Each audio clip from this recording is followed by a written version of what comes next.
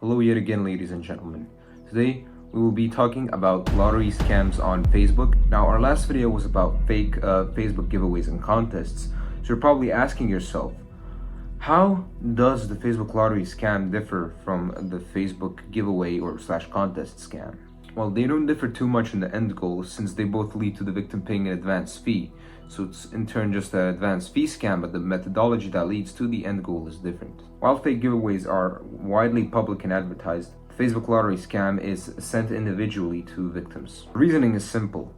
Facebook doesn't delete fake giveaway posts until they get mass reported, while they immediately delete any post that impersonates them. So the scammer has to spread the lottery in spaces where Facebook doesn't have a reach, such as Messenger or WhatsApp. You have to individually check each user to find the impersonators, because this impersonator is not widely public. It's just going individually from one user to the other instead of presenting themselves to many users at once, which allows for mass reportation, which allows for Facebook to act.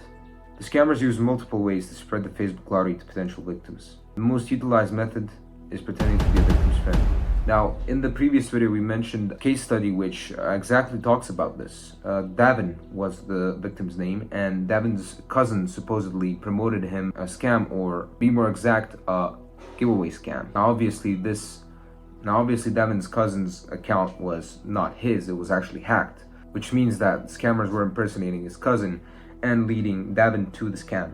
Now, scammers pretend to be victims' close relatives or friends in multiple ways. The scammers either clone the profile by copying the exact same profile picture, post, description, birth date, and other important profile details, or the scammers just hack the relative's account via phishing or so on. The relatives sometimes may get scammed and they may get their credentials taken away, and in case that does happen, they are prone to losing their account, and if they lose their account, and if their account is hacked, the scammer can use their account to then message their relatives and, trick them. Now, when it comes to cloning and copying the name, scammers will usually just copy the name exactly and use a font that is barely recognizable to not even strike any difference. Now, I explained to you how scammers can create identical profiles to those of your relatives and then, pull you into a scam. And most of the time, you won't even be able to notice that you are getting scammed. One of the only signs that immediately give this away is that there's no chat history with the profile, right? That might turn a red flag for some people, but for some it may not. Those that don't consider this a red flag, they're probably gonna end up victims. But yeah, they will contact the victim from this clone account, pretending to be their friend or relative, whoever they clone the account with, saying to the victim that they've won a massive amount of money from a Facebook lottery and how the victim's name is also on the list of winners. If the victim believes in the statement, the friend or relative, so-called friend or relative, will send one of the two following things in most cases. The friend either sends a link which leads to the Facebook lottery website, or a contact number saying that the person behind is an employee which works for Facebook and deals with the lotteries. In case that the scammer does send over a website, the victim will simply be directed to a fabricated website which looks exactly like it was made by Facebook. The website will contain pictures of the previous winners and them holding massive checks, which serves as social proof even though it's fake. So they'll use fake pictures with maybe their logo photoshopped on. Most of these websites will ask you to sign up using your Facebook credentials. And after you do, you will be led to a form which will require you to type in a substantial amount of your personal information to qualify for pulling your prize money. After you enter in the information, you will probably be met with an upfront fee, which is, as we already mentioned, a form of an advance fee scam. Now, most of the times after you give away your personal information, you will be ghosted and the scammers will use your personal information against you, right? But sometimes you might even be led more astray, which means you might be led to pay an upfront fee after you give away your personal information. It might be this. There's also the possibility that the scammer won't even take your identity and will just lead you to the upfront fee immediately. But yeah, since the prizes you win from these giveaways are beginning from $300K, the upfront fee is bound to be big. Scammers will ask for at least $500 for shipping and other expenses, and then they're gonna give some bogus legal reason why they can't subtract this amount from the winning prize to pay for the delivery. If you pay the requested amount, you will be either ghosted by the scammers while simultaneously waiting for the prize money in oblivion, or you will be contacted via email or messenger by one of the employees saying how they had some problems with delivering the check and how they require another upfront payment. They'll probably do this until you become suspicious or until they drain all your funds. Yeah, these upfront fees will be masked as hiring of escorts, extra packaging, winter gear, layover hotel expenses, and the list goes on. Yep, when the victim does become skeptical and starts asking questions, the scammer will most of the time just block the victim immediately without trying to provide any type of explanation. If you did give away your Facebook credentials and other personal information, they'll probably use those same Facebook credentials to then log into your account, change the password, and kick you out, and then using your account contact one of your relatives or close friends to scam them as well. And I like to call this the parasite/imposter technique.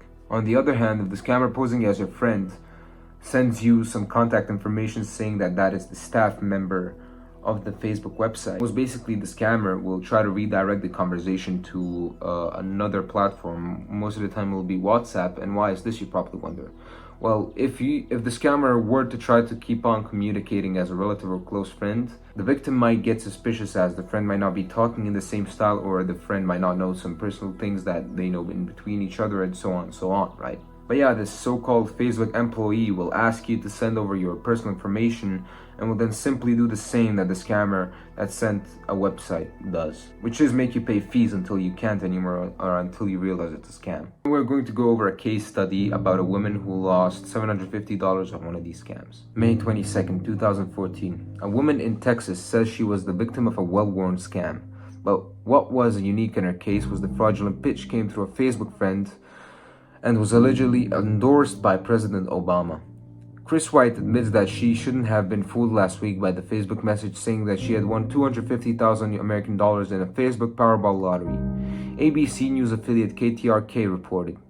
She said she was shown documents that wrote United States with lowercase letters and included phrases with incorrect punctuation, according to the KTRK story. But she was swayed when the person on Facebook showed her documents signed by Barack Obama that said, "This is a real proof you won $250,000.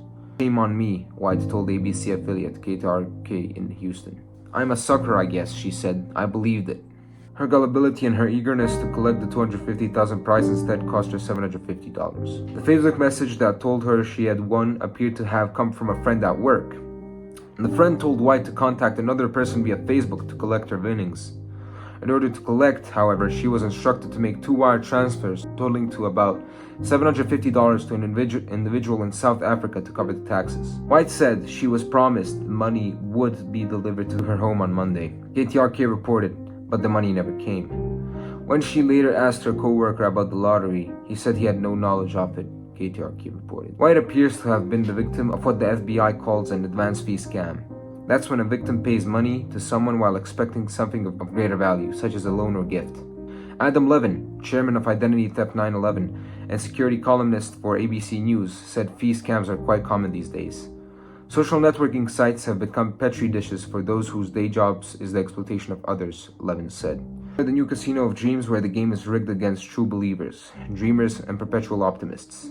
A complaint was filed on Tuesday, and it was turned over to the Criminal Investigation Bureau. White could not be reached for comment by ABC News. Facebook told ABC News, "Scams violate our policies, and we take action on accounts found to be spreading them." This woman suffered light losses compared to what other individuals suffered. Thankfully, the scammer only looked for a single feed dedicated to so-called taxes and ghosted her after she paid for it. These scammers also sometimes pretend to be Mark Zuckerberg, directly messaging you, telling you that you have won the lottery. It is very important to note that Mark Zuckerberg would never contact you about a lottery, especially one you never signed up for. I will now show you some examples of how these scams look like.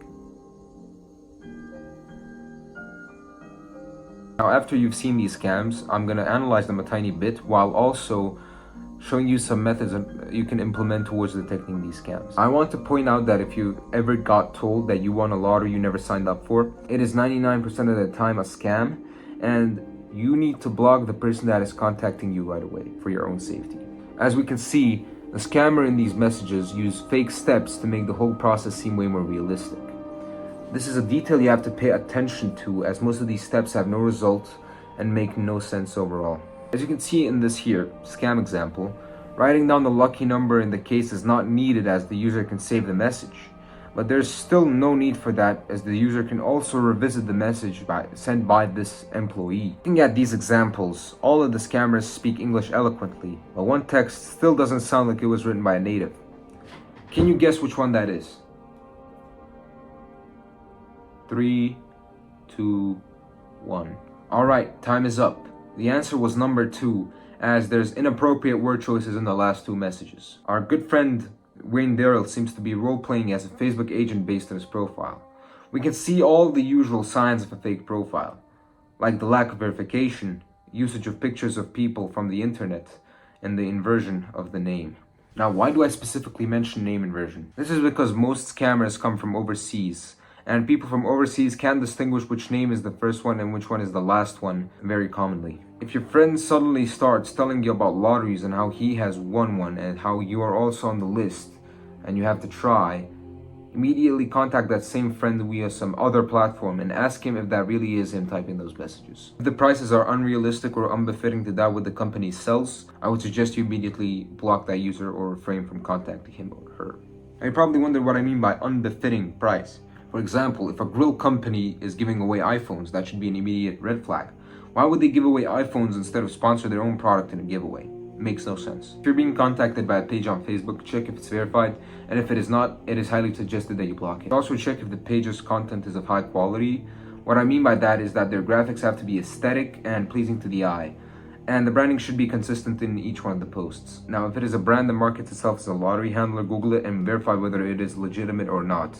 And most importantly, verify whether the page you are getting contacted from is their actual official page. Now, if the organization does seem legitimate, check their reviews and see how they fare with other people. The reviews should of course be positive, and the page should have a nice amount of followers, in the tens of thousands or in the hundreds of thousands, at least. The page should also have legitimate announcements and press release as well. There should be a nice amount of engagement on the page, and it should look legitimate and just genuinely written. Now, if the person messaging you does not provide any terms of conditions and rushes the process, you might as well immediately block them, as this is an obvious sign of an unorganized and very poorly designed scam scheme. If you're getting messaged on Facebook Messenger and the person claims that they work for a lottery, make sure to check the lottery's existence.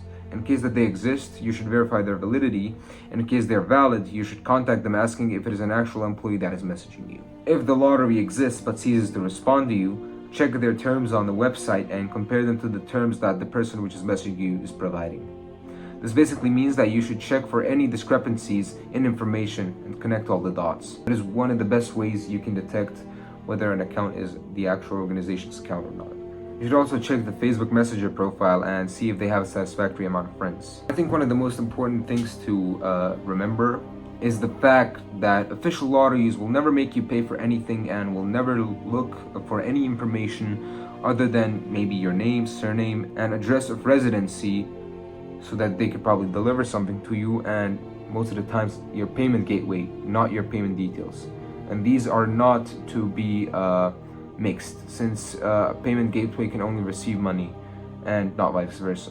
So yeah, scammers will ask you for your payment details and not your payment gateway, since your payment gateway can only be used to send money to that address, which is to you. Now, if you do get sent any websites within any of these processes, you want to check if it looks sketchy. If it looks off even a tiny bit, I would suggest you leave immediately. It should not be sketchy at all, not outdated at all, because those websites most of the times are just traps, and if you click on most of the buttons, you'll just have IP loggers and loggers of other information installed onto your computer without your supervision or without your permission. Now, when it comes to immediate action, I suggest you do what I usually suggest you do, which is contacting the bank if your bank details got stolen. If your bank details got stolen and some money got withdrawn and used, you should contact the police as well if it's a substantial amount of money. If it's a small amount, I wouldn't bother. If any of your identification documents got stolen, I would immediately contact the police. Now, for secondary action, all you can do is really block and report the scammer account and educate yourself on the topic. Now, you can do that by going to the links I usually put under the video, and you can obviously keep on watching this course and educating yourself. And yes, I really do hope that you learned something in this video. I hope that it entertained you well. I'll see you in the next module, which is a Twitter module. See ya.